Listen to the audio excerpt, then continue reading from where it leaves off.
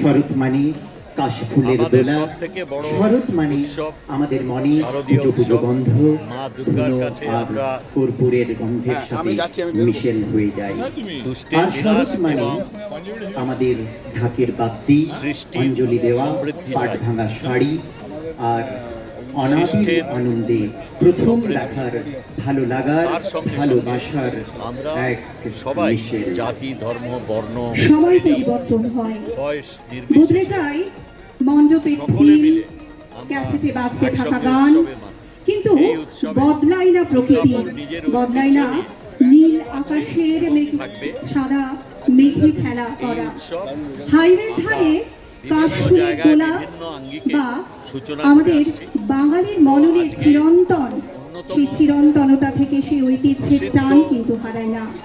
আর যেটা হারায় না, এই পুজো আসলে আমরা সেটা গন্ধ পাই, যেন আকাশে বাতাসে আগমনীর ছোঁয়া। তাই তো আজ উদ্বোধনী অনুষ্ঠানে আমরা সূচনা সঙ্গীতে আগমনী গানের মধ্যে দিয়ে আজকের মার্কনির এই উদ্বোধনী অনুষ্ঠানকে আরো সুন্দরভাবে আমরা সাজিয়ে তুলব। সকলকে আমার আন্তরিক অনুষ্ঠানের এই পর্যায়ে পরিবেশিত হবে সূচনা সঙ্গীত। প্রদীপবাবু, আপনি তো পঞ্চায়েত মন্ত্রী, গোটা রাজ্যের পঞ্চায়েত যারা প্রধান আছে এবং ব্লক স্তরে যারা আছে তাদেরকে কি বলবেন আজকের এই মঞ্চে আসার জন্য আহ্বান জানাচ্ছি।